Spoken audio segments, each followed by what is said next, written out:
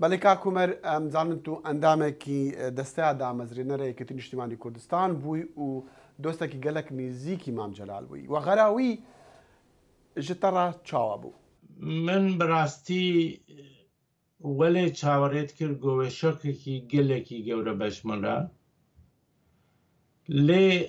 ئەس نەهات بینم ینی پاش ڕۆژێکی زێدەتر متەسر بوومە ji دۆدا لێ ji ber got متزانی گۆرەوشاوی گەلێکی خراپە و ji ber got کۆچاوینی داوی مالەسەف tiştekî çawerê kirî bû gelekî naxweşa lê ne ew şoka mezin bû got min çawerêt kir. Ji alîkî din de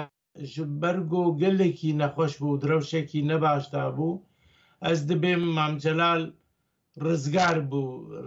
bû ji wê rewşa gelekî xerab got bi rastî neşayistey wê kesayetiya giring bû. Belê.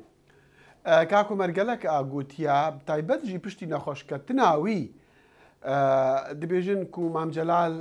kilîla ewlehiyê bû kilîla hindê bû ku kêşe û aloziyên Iraqê bi taybetê Iraqê piştî ku wî demî serokê Iraqê bû berî wê jî wekû di Herêma Kurdistana Iraqê da kilîla aramî û ewlehiyê bû û nehêlana girjiya bû. Yanî piştî wî tu bêjî heta çendê yani yan mirinawî heta çendê karîgeriyê bike li ser rewşa ewlehiyê li Iraqê û meselên kêşeyên siyasiyên Iraqê. Ez welê bawerim ku di paş koçavînî dawî de Mam Celal nek tenê di jiyana xwe de belkû di koça xwe de jî wê xizmetekî mezin ji gelê Iraqê û gelê Kurdistanê re bike.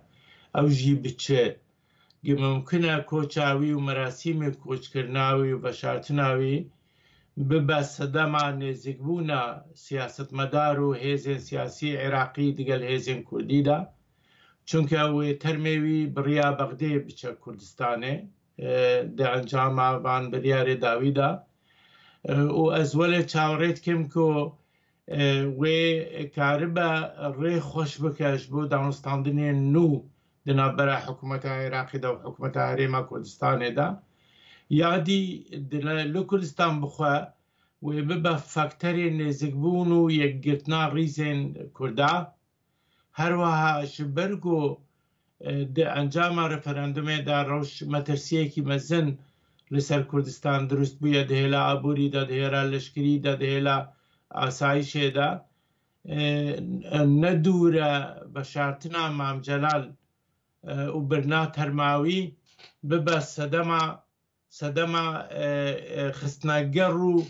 bilindkirina morala xelkê li Kurdistanê. Cenabê yekî ji damezrênerên Yekîtî Niştimanî Kurdistan û digel Birêz Mam Celal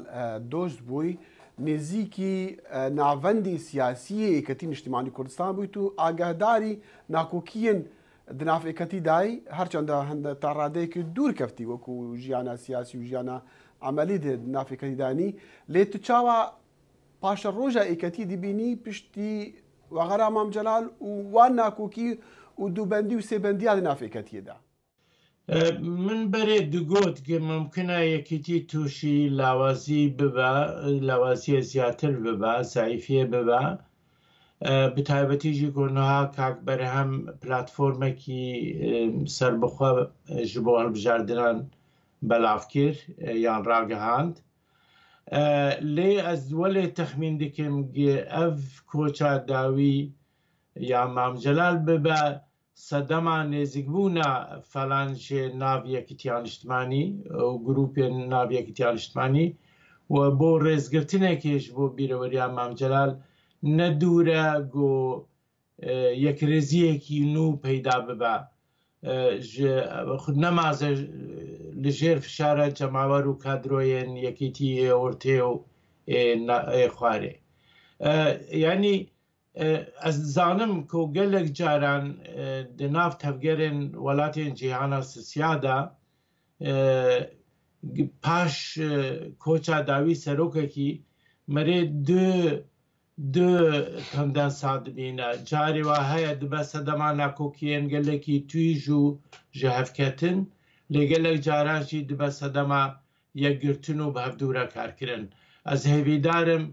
ئالیێ ددواوێ لە کوردستانی بسەرکەوە هێویداری یان تووە سا پێشبین دکی هەردووکیە یان شتێک واز دبینم نها دۆز دگەل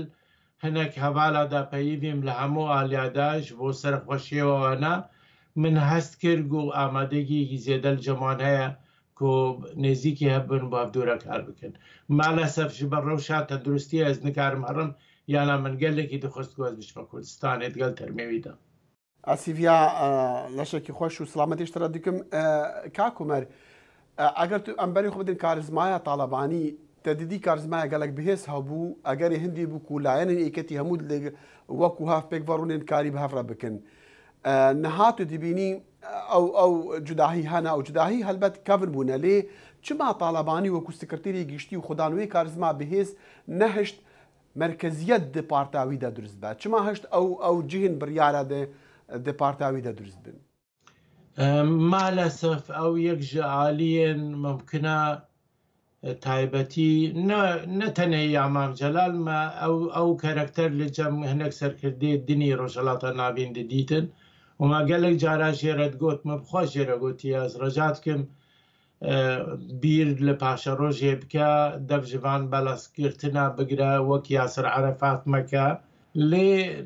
ئەو ژبەرگۆ سێستمەدارێکی ڕۆژهەڵاتە ناوین بوو گەلێکیژی هەولدا گۆ هەنێک سترکتور و هەنێک بنیادا دابینە ئامادە بکە پاشکۆ لە پاشخوا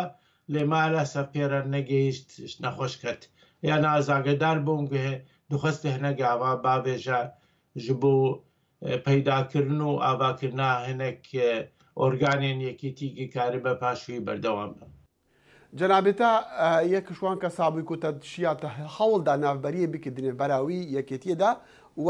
نەوشەروان مستەفا و ئەوژی دۆستێتە دێرین بووە گەلک توژی نێزیکی ویژی بووی چما هەوڵێتە سەر نەکەتن ڕێگرتنە جودابوونا تەفگەرا گۆڕاندا ژەیەکێت ئەس بۆ مێژوو بێژم و وجدانان بێژن مام جەلال ئامادە بوو بۆ ڕێکەفتن و هەموو داخوازیەن کاک ناوشروان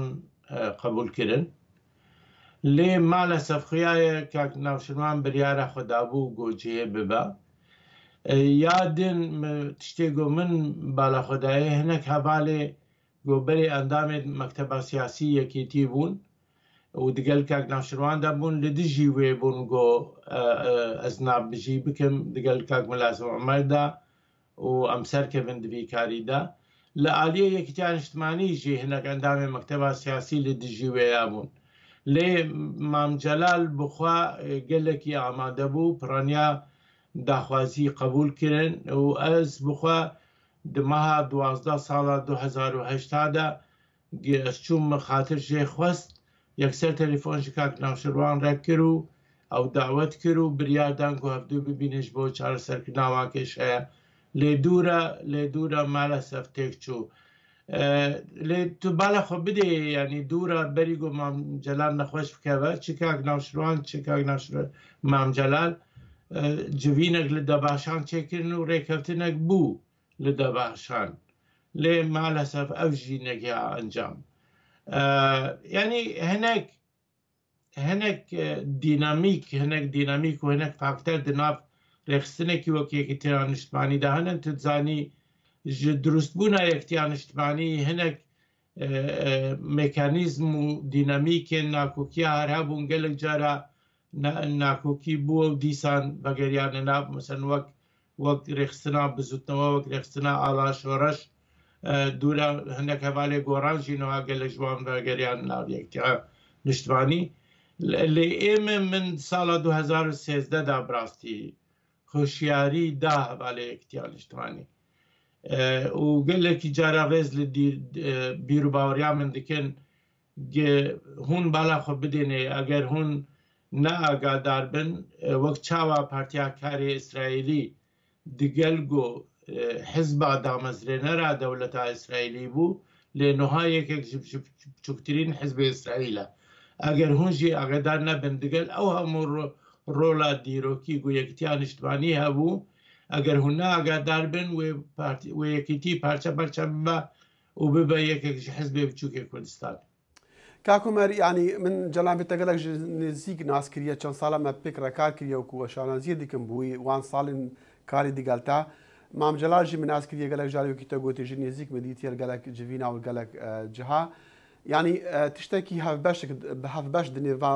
جەنابێتە و جەنابێ مام جەلال داهابوو ئەوژی ڕحسڤکی و نکتا و گوتنین خۆش جا من دخواست هەندێک تشتێن تایبەت بە بیرەوەریەتین خۆش و دگەل بەرز مام جەلاش مەڕە هەفپار بکی دگەل مە هەفپار بکی وەڵای یەکێک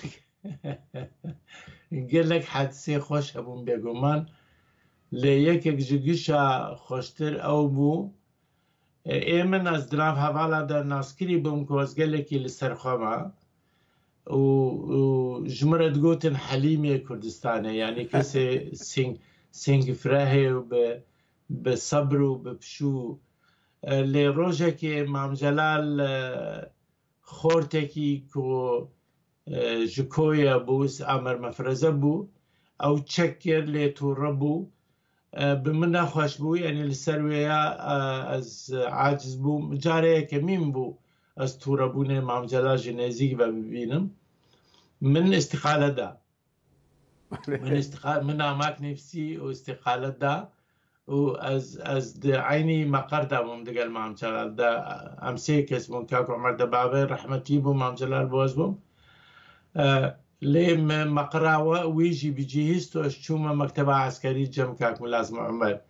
ca Kak Milazim Umer bi heneka digo xelk ji vir dirava diçe Swêdê dawa penaberî dike Kak Umer ji Swêdê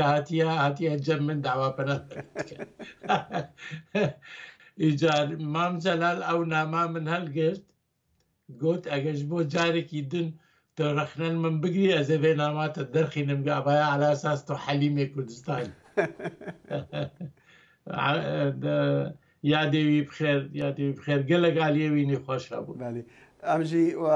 li vir serxweşî li te dikin û li gelê Kurdistanê helbet ji ber ku tu dostekî nêzîkî bûyî Umer Şêx Mûs endamê damezrênerê Yekîtîn Niştimanî Kurdistan û dostê nêzîkî Mam Celal gelek spas ji bo demê te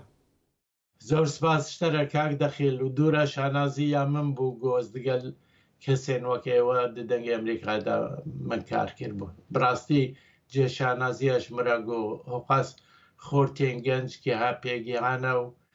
bûne rojnamevanê bi nav û deng li Amerîka spas destxweş